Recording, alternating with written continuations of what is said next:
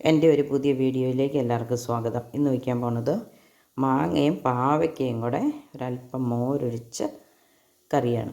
ഒന്ന് വെച്ച് പുളിശ്ശേരി പോലെ ഒത്തിരി നീളത്തിലൊന്നുമല്ല, ഇച്ചിരി കുറുകിയ കറിയാണ്, നല്ല കറിയാണ്. അപ്പോൾ സബോളയാണ് ഇടുന്നത്, കാരണം പാവയ്ക്കയ്ക്ക് ഇച്ചിരി കയ്പുണ്ടല്ലോ, സബോള മധുരമല്ലേ, അതൊന്ന് ബാലൻസ് ചെയ്യാൻ വേണ്ടി കൊച്ചുള്ളിക്ക് പകരം സബോളയാണ് ഇട്ടിരിക്കുന്നത്. പിന്നെ പാവയ്ക്കയും മാങ്ങയും വേപ്പുണ്ട്. ഒത്തിരി മാങ്ങ ഇട്ടാൽ പുളിയെ കൂടുതലായിപ്പോവും, അതുകൊണ്ട് കുറച്ച് മാങ്ങ ഇട്ടിട്ട് ഒരല്പം മോരും കൂടെ ചേർക്കുകയാണ്. നമുക്കെങ്ങനെ വയ്ക്കുന്നതെന്ന് കാണാം.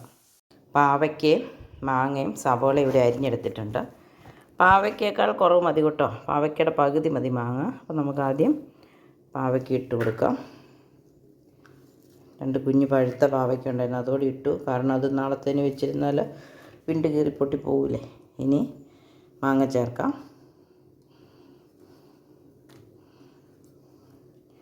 സബോളയും ചേർക്കാം.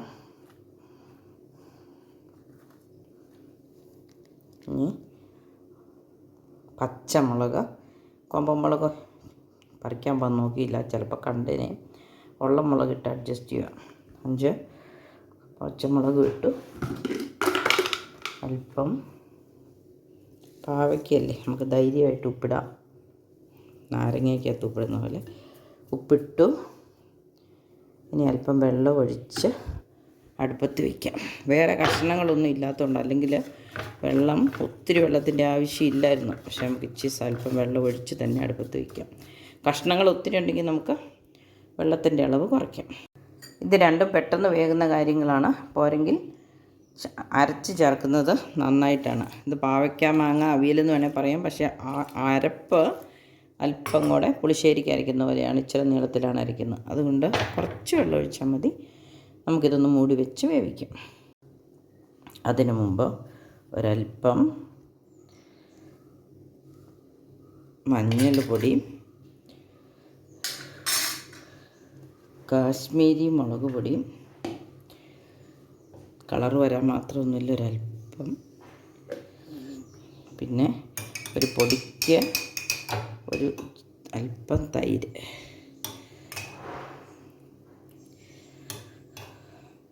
ഒരു ടേബിൾ സ്പൂണൊന്നുമില്ല, 2 ടീസ്പൂൺ തൈര്, ഇത്രയും ചേർത്താണിത് വേവിക്കുന്നത്. ഇനി നമുക്ക് തീ കത്തിച്ചു കൊടുത്തു. ഇനി നമുക്ക് വെന്ത് വരട്ടെ, ആ സമയത്തിന് അരപ്പ് റെഡിയാക്കാം. പാവയ്ക്കും മാങ്ങയ്ക്കുമുള്ള അരപ്പ് റെഡിയാക്കാം. ഒരല്പം തേങ്ങ കഴന്ന് പോയി, അത് അടിയിലിട്ടേക്കാം. കളയാൻ പറ്റുമോ? തേങ്ങയ്ക്കൊക്കെ എന്നാ വിലയാണ്, വില കുറയുമെന്നൊക്കെ കേൾക്കുന്നു അല്ലേ, കുറഞ്ഞാൽ നല്ലത്. പിന്നെ ഉള്ളി, ഒരല്പം ജീരകം, മഞ്ഞൾ ആവശ്യത്തിന് പാവയ്ക്കുണ്ട്, അതുകൊണ്ട് ഈ അരപ്പിനുള്ള ഒരു പൊടിക്ക് മഞ്ഞൾ വേണേൽ ചേർക്കാം, ചേർത്തില്ലെങ്കിലും കുഴപ്പമില്ല. പിന്നെ വെള്ളം ചേർത്തല്ല അരയ്ക്കുന്നത്, ഒന്നാദ്യം അരയ്ക്കാം, എന്നിട്ട് അരഞ്ഞില്ലെങ്കിൽ നമുക്ക് ഒരല്പം തൈര് ചേർത്ത് അരയ്ക്കാം. ഇത്ര അരഞ്ഞിട്ടുണ്ട്, നമുക്ക് അല്പം തൈര് ചേർത്ത് ഒന്നുകൂടെ കറക്കിയെടുക്കാം.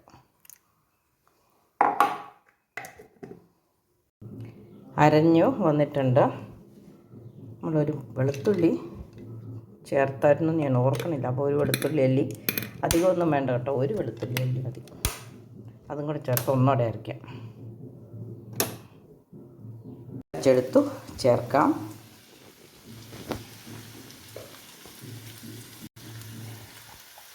ഇതൊരുമാതിരി നന്നായിട്ട് അരഞ്ഞിട്ടുണ്ട്. ഇത്ര അരയണമെന്നില്ല, ഇച്ചിരി കുറഞ്ഞാലും കുഴപ്പമില്ല. നമുക്ക് ഒരല്പം ചൂടുവെള്ളം ചേർക്കാം.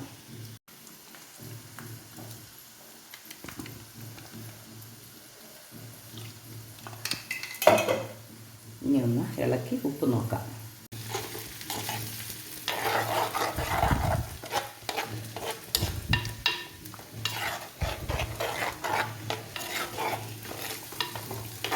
ഒരല്പം കറിവേപ്പില ചേർക്കാം, എന്നിട്ട് നമുക്ക് കടുകും പൊട്ടിക്കാം. ഉപ്പുണ്ടോയെന്നൊന്ന് നോക്കാം.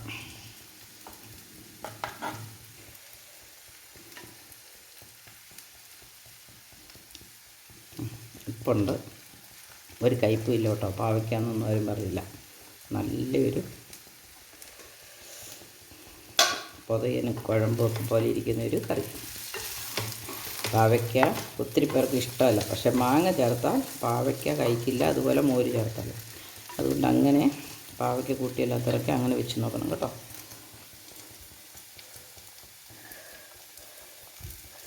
ഇതവിടെ ഇരുന്ന് ചൂടാകട്ടെ. നമുക്ക് അടുത്ത അടുപ്പിലേക്ക് കടുക് പൊട്ടിക്കാനുള്ളത് വയ്ക്കാം.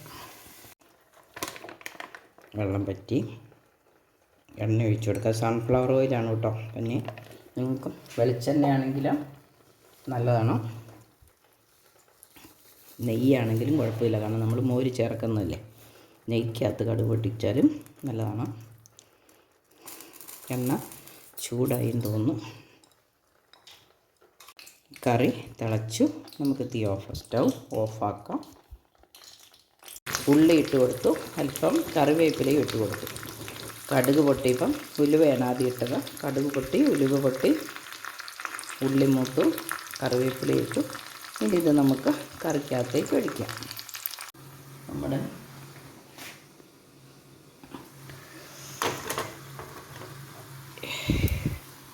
ഉള്ളിയൊക്കെ മൂത്ത് വന്നിട്ടുണ്ട്, അതിനകത്തേക്ക് ഒഴിക്കാം.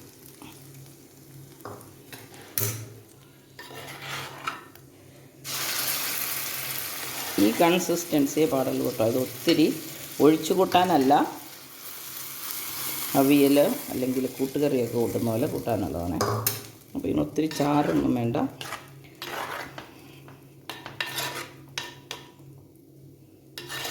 പാവയ്ക്ക മാങ്ങ അവിയലെന്നോ എന്തെങ്കിലും നമുക്ക് പേര് പറയാം. പാവയ്ക്കയും മാങ്ങയും കൂടെ കറി വെച്ചതാണ്. അപ്പോൾ കറി ഇഷ്ടപ്പെട്ടെങ്കിൽ എല്ലാവരും ഇതുപോലെ വെച്ച് നോക്കണം. എൻ്റെ ചാനൽ സബ്സ്ക്രൈബ് ചെയ്യണം, വീഡിയോയ്ക്ക് കമൻ്റ് ഇടണം. പുതിയൊരു വീഡിയോ ആയിട്ട് വരുന്നവരെ എല്ലാവർക്കും ബൈ. അപ്പോൾ ഇനി കഴിക്കാം. ചക്കക്കുരുച്ചാറും പാവയ്ക്ക മാങ്ങ കറിയും കോവയ്ക്ക മെഴുക്ക് വരട്ടി കടുക് മാങ്ങ അച്ചാറും. ഒന്ന് ഫുൾ വെജാണ്. ക്രിസ്മസും ന്യൂ ഇയറും ഒക്കെ ഇറച്ചി മീനും കൊണ്ട് മടുത്തു. ഇന്നിപ്പോൾ ഫുൾ വെജാണ്.